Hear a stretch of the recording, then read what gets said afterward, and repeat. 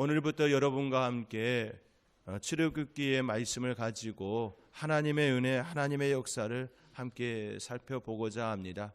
하나님께서 우리에게 은혜 베풀어 주시는 그 은혜가 얼마나 큰지 출애굽기의 그 역사를 통하여 그 말씀을 통하여 함께 묵상할 수 있는 귀한 시간이기를 또 소망합니다. 서늘한 강바람이 불어옵니다. 마음까지 기분 좋게 하는 실바람입니다. 많은 종려나무와 야자나무가 여러 종류가 엉켜있는 나무들 사이로 나일강이 유유히 흘러가고 있습니다. 남한 땅의 70% 정도에 되는 아프리카의 빅토리아 호수에서 발원된 북동쪽으로 이집트를 지나 지중해로 흘러드는 이 나일강은 인류의 문명을 탄생시킨 역사가 깊은 강입니다. 길이는 약 6,671km로 세계에서 가장 긴 강입니다. 나일강 지역은 해마다 6월에서 10월까지 많은 물이 넘쳐서 범람하게 됩니다. 물이 범람하여 큰 피해를 주는 강이 적지 않습니다. 그러나 이집트 사람들은 범람하는 나일강을 두려워하지 않습니다. 왜냐하면 나일강 지역의 홍수는 예측이 가능하기 때문입니다. 어느 한순간 굉장히 많은 폭우가 내려서 물이 넘치는 그런 형태가 아니라 호우로 갑자기 늘어나지 아니하고 7월부터 서서히 강물이 불어나서 10월의 최고조에 달한 후에 점차 줄어들기 때문입니다. 사람들은 물이 불어날 때에는 피해 있다가 물이 가라앉으면 다시 그 지역으로 와서 생활하는 형태였습니다. 그리하여 이집트 사람들에게 나일강은 어머니의 마음과 같이, 어머니의 품과 같이 생명을 주는 그런 강이었습니다. 캄보디아에도 똠네사 호수가 있습니다. 건기에는 2,770평방킬로미터 정도 됩니다. 우리 하성시 면적이 약 844평방킬로미터지요. 하성시 면적으로 따지면 3배 정도 되어집니다. 이 건기에는 2,770평방킬로미터였던 이 물이 호수가 우기가 되어지면 물이 차고 그리하여서 16,000평방킬로미터로 확장이 되어집니다. 충청도 면적이 16,641 평방킬로미터라고 하고요. 경기도 면적이 1,175 평방미터입니다. 그렇게 따지면 이 물이 우기가 되어져서 똠네사 호수가 얼마나 거대하게 커지는지 생각해 볼 수 있습니다. 건기 때에는 2,770에서 우기 때는 16,000평방킬로미터가 되니까 약 6배 정도 확장이 되어집니다. 그런데 이곳에 있는 이 사람들은 물이 불어나서 자기의 땅이 침수가 되어져도 전혀 불편함을 갖지 않습니다. 오히려 행복해야 하고 감사해야 합니다. 왜냐하면 그 우기를 통하여서 많은 물고기가 유입되어지고 또 물이 빠지고 나면 그 땅에 드러나서 오히려 들어왔던 그 부유물들이 가라앉아서 비료를 하지 않아도, 인공 비료를 쓰지 않아도 오히려 천연 그 자원을 통하여서 풍성한 곡물을 그들에게 선물해 주기 때문에 오히려 그 시간이 감사한 시간이라고 그렇게 이야기합니다. 나일강 그 범람도 그들에게는, 이집트 사람들에게는 축복이었던 것이지요. 그리고 강물의 범람을 극복하기 위하여서 계산하다 보니 천문학과 수학이 발달하였습니다. 그리고 기름진 토양은 거대한 농경지로 발달하게 되었습니다. 뿐만 아니라 어부들에게는 풍성한 물고기를 제공하는 마치 물고기 냉장고와 같은 그런 역할이 그 안에 이루어졌습니다. 풍족한 농산물을 그리스와 로마 등지로 수출할 수 있었던 것도 나일강이 가져다 준 지상 최대의 선물 혜택이었습니다. 그 결과 강 주위로 세계 4대 문명의 하나인 고대 이집트 문명이 탄생하고 발달하게 된 것이지요. 이집트 안에 특히 비옥한 땅이 있었습니다. 바로 나일강의 삼각주에 속하는 땅들입니다. 삼각주는 쓸려 내려온 부유물들이 쌓여서 자연스레 가장 비옥한 땅으로 변화되었습니다. 훗날 야곱의 자손들이 머물렀던 고센 땅 역시 나일강 남동지역 이집트를 상이집트, 하이집트 이렇게 나눌 수 있는데 하이집트에 속한 땅으로 매우 비옥한 땅이었습니다. 고센은 땅의 언덕이라는 뜻으로 비옥하고 풀이 많아 가축을 기르기에 매우 적합한 그런 목초지, 그런 땅이었습니다. 요셉 당시 바로는 고센 땅을 일컬어서 이집트 땅 중에서 가장 비옥한 땅이라고 일컬은 바 있습니다. 고센 땅은 야곱의 아들 요셉으로 인하여 야곱의 자손들이 머물게 되지요. 처음부터 그들이 그곳에 머물렀던 건 아닙니다. 종의 신분이었던 히브리인 요셉이 애굽의 총리가 되었고 기근으로 인하여 찾아온 형들을 초청하여 이집트에 살게 되지요. 하나님께서는 요셉을 통하여 이집트 고센 땅에 정착한 이스라엘에게 두 가지 선물을 주게 됩니다. 하나는 번영이고 다른 하나는 보존입니다. 이 번영과 보존은 하나님의 계획 아래 진행되었고 하나님의 보호 아래 번영의 축복, 보존의 은혜를 누리게 됩니다. 우선 고센 땅은 이집트 변방에 기름진 목초지입니다. 요셉 당시에 바로는 왕실 소유의 가축을 관리하는 명목으로 고센 목초지를 가나안 땅의 이주자들에게 내어 주었습니다. 이렇게 비옥한 땅을 야곱 일행에게 선뜻 내줄 수 있었던 것은 목축을 가증하게 여기는 이집트 사람들의 간습, 문화, 심리 때문이었습니다. 전통적으로 농업으로 생계를 꾸렸던 이집트 사람들에게 목자들은 교양 없고 거칠고 야만적이라고 하는 강한 편견이 있었습니다. 이집트 역사 초기에 유목민족의 침공을 당한 뼈저린 그런 쓰라린 경험에서 비롯된 피해의식, 또 자신들이 신성하게 여기는 짐승들을 잡아 죽이는 그러한 형태에 대한 경멸감, 이러한 다양한 감정과 문화들이 복합적으로 작용하여 목축업을 기피해 왔습니다. 그렇지요. 농업인들과 목초지에 찾아다니는 유목민들의 삶의 방식은 너무나도 다르지요. 그 목초지를 찾아다니는 그들은 계속해서 척박한 땅에서 움직이다 보니 강한 생명력, 생활력을 가지게 되었습니다. 자연스럽게 남의 것을 빼앗는 약탈자의 모습이 그들의 모습 가운데 나타나기도 했습니다. 몽골 초원을 누렸던 징기스칸, 그 징기스칸의 모습이 하나의 예가 될 수 있을 것입니다. 이집트 사람들은 농업으로 생계를 유지하였기 때문에 그들은 한 곳에 정착하여 생활했던 그 모습, 남들을 공격하여 땅을 차지하는 그런 형태의 모습이 아니라 자기들이 가지고 있는 것을 누리는, 나눠 쓰는 그 형태의 삶이었기 때문에 자연스럽게 목초지를 찾아다니는 목축업자들과는 거리를 두는 그 모습이었습니다. 그래서 야곱과 그의 자손들에게 강활한 목초지 고센 땅을 줄 수 있었던 이유인 거지요. 이것이 바로 하나님께서 예비하시고 계획하신 놀라운 역사입니다. 하나님께서 가장 안전하고 비옥한 땅을 준비하시고 그곳에서 선조로부터 이어져 온 가축을 기르며 짧은 기간에 엄청난 번영을 이룰 수 있는 토대가 그 땅 가운데에 이루어지게 된 것입니다. 이것이 바로 이스라엘 민족에게 주신 하나님의 선물, 번영의 축복이었습니다. 결국 고센 땅은 이스라엘 민족이 가장 안전하게 급속도로 성장할 수 있는, 번영할 수 있는 그러한 예비된 축복의 땅, 번영의 땅이었습니다. 이스라엘 민족이 이집트에 내려간 것은 이처럼 모두 하나님의 친밀한 계획 속에 이루어진 일입니다. 하나님께서는 이미 창세기 15장에 아브라함에게 젖과 꿀이 흐르는 가나안 땅, 이 땅을 그의 후손에게 주실 것을 약속하셨습니다.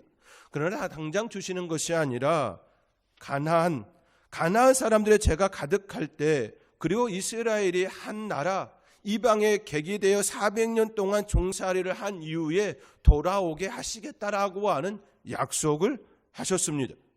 이 약속을 성취하시고자 야곱과 그의 자손들은 혹독한 기근을 피해 이집트로 내려간 모습이지요. 이처럼 고센 땅은 이스라엘의 한 민족으로 성장하고 번영하는데 큰 일조를 한 번영의 땅, 축복의 땅이었습니다. 사랑하는 성도 여러분, 내가 원하지 않았지만 움직여질 때가 있지요. 내려갈 때에는, 움직여질 때에는 그 이유를 알지 못합니다. 오히려 그 시간이 힘들고 어렵고 고난으로 여겨질 때도 있습니다.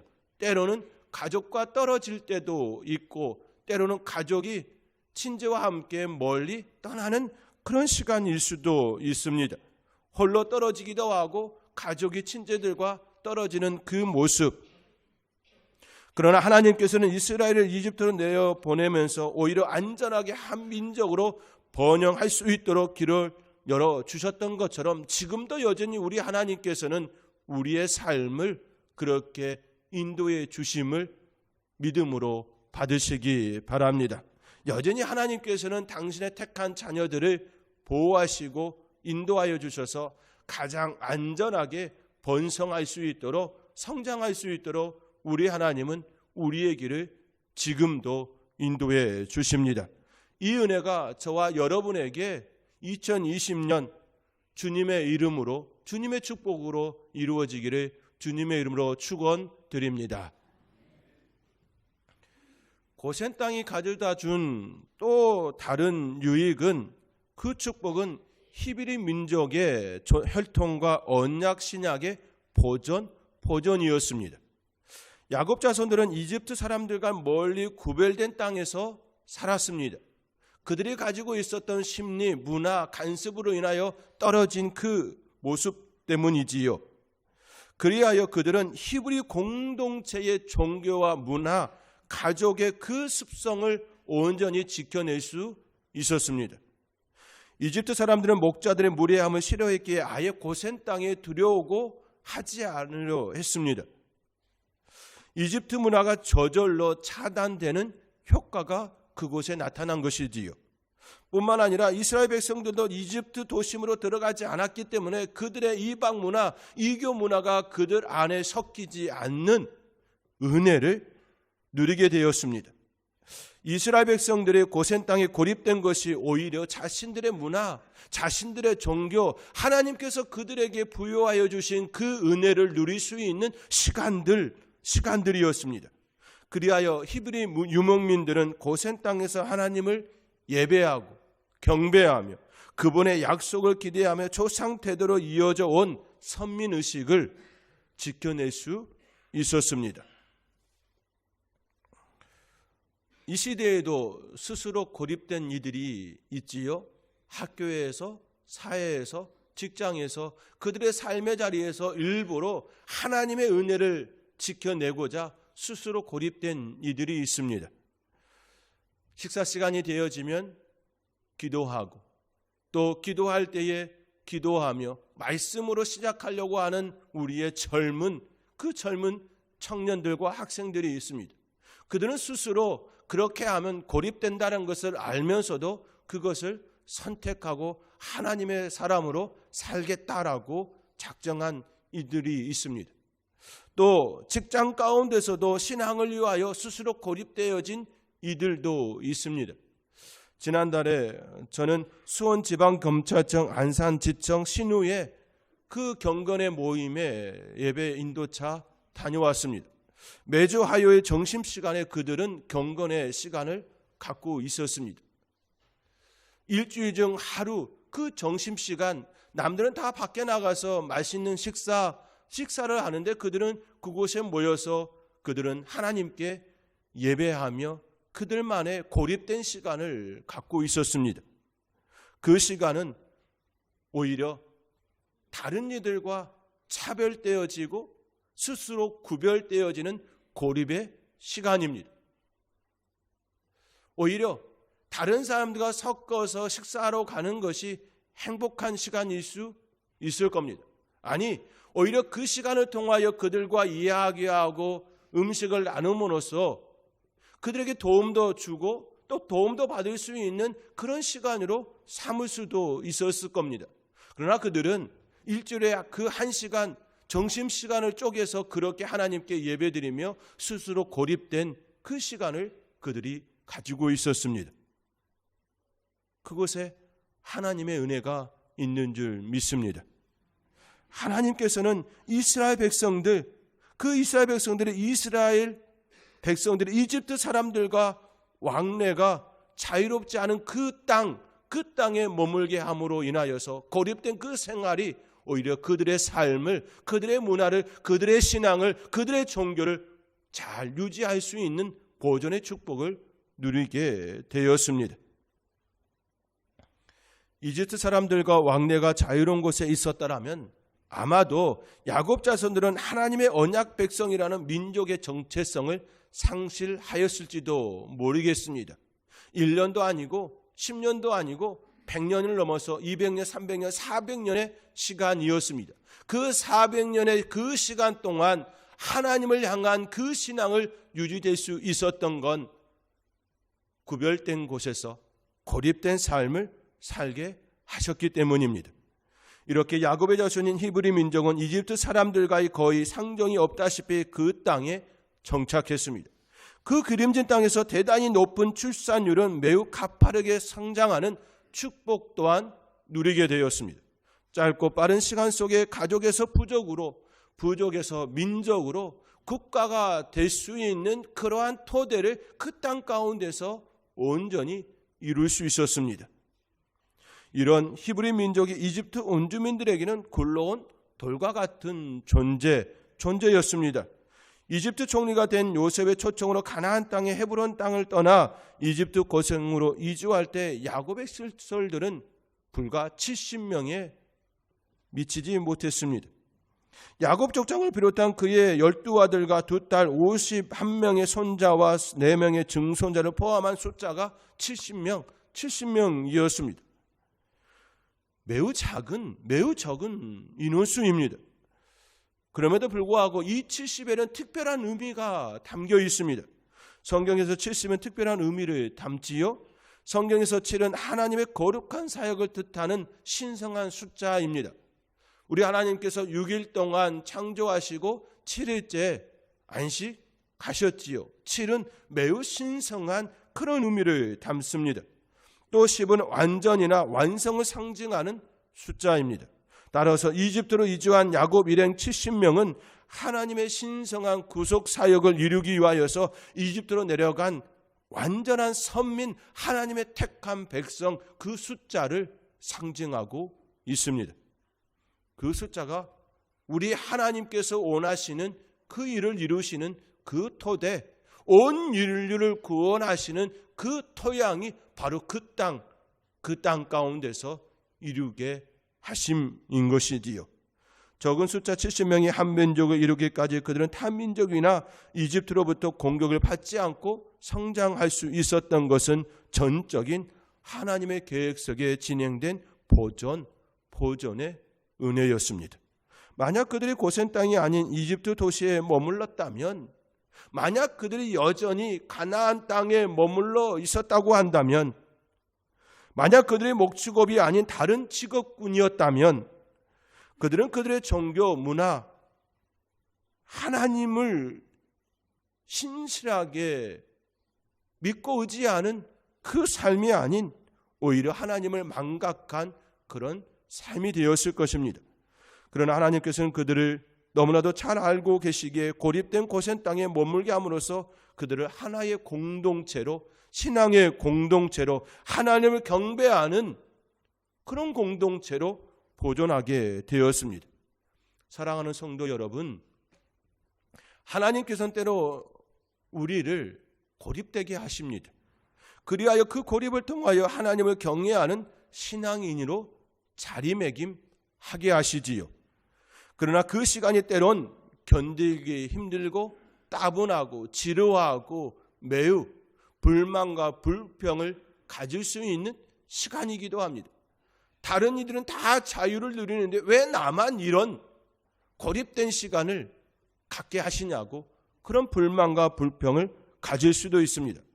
그러나 그 시간은 하나님께서 예비하신 시간일 뿐만 아니라 그 시간을 통하여 성장하게 하고 성숙하게 한다는 이 사실을 믿음으로 받으시기 바랍니다.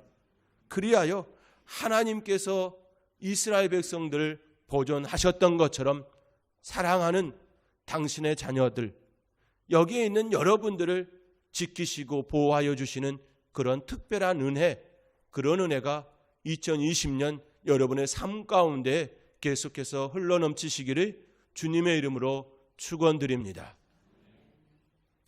출애굽기는 독립적으로 존재하는 책이라기보다는 모세오경이라는 책의 일부분으로 기능합니다.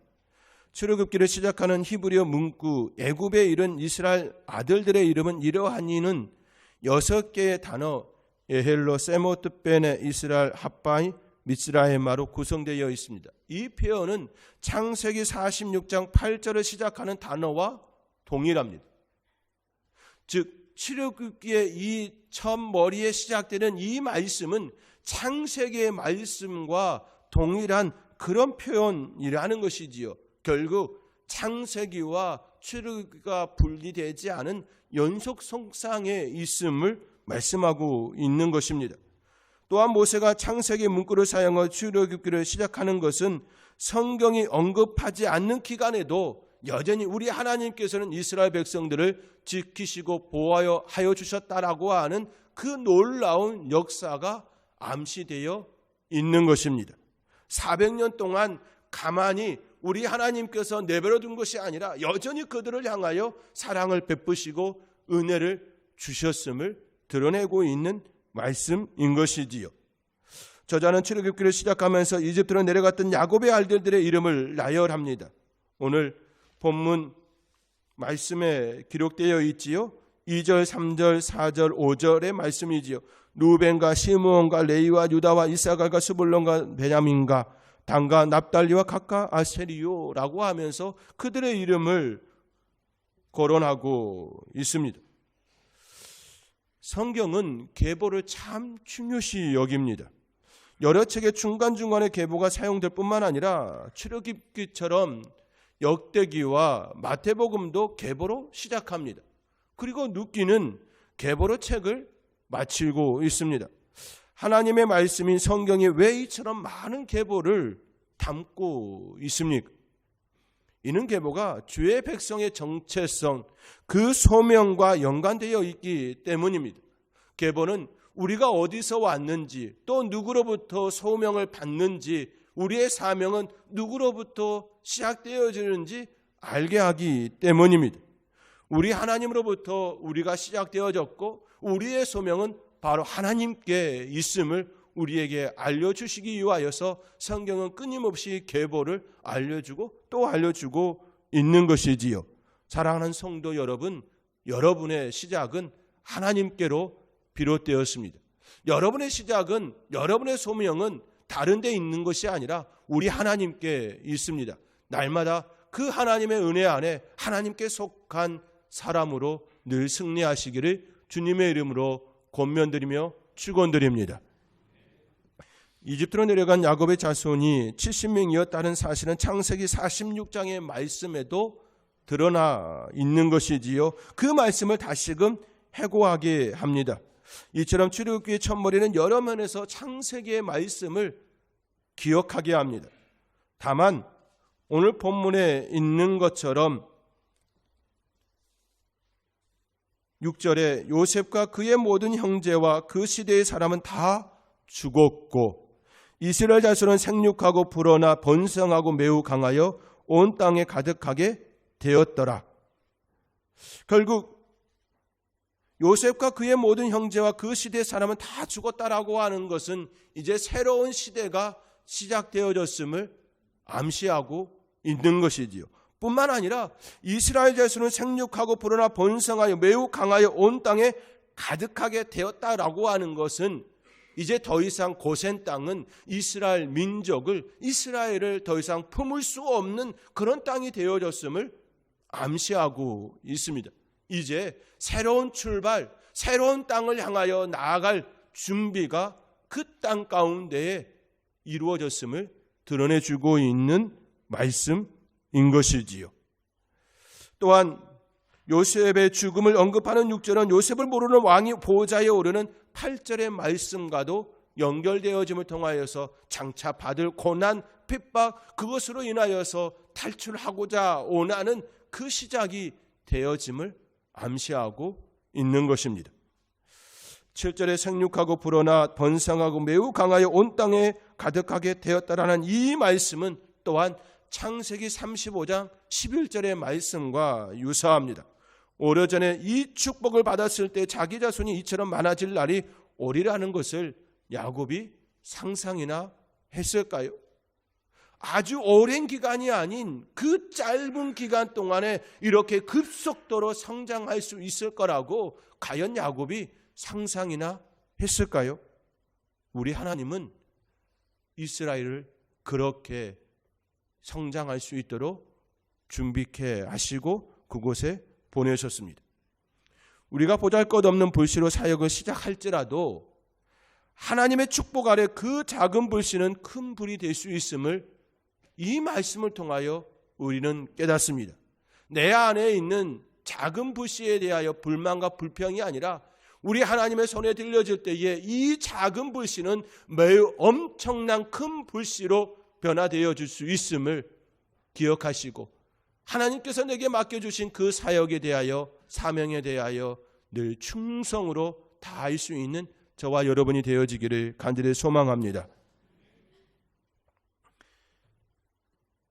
그렇습니다. 이스라엘은 매우 강하여 온 땅에 가득하게 되었습니다.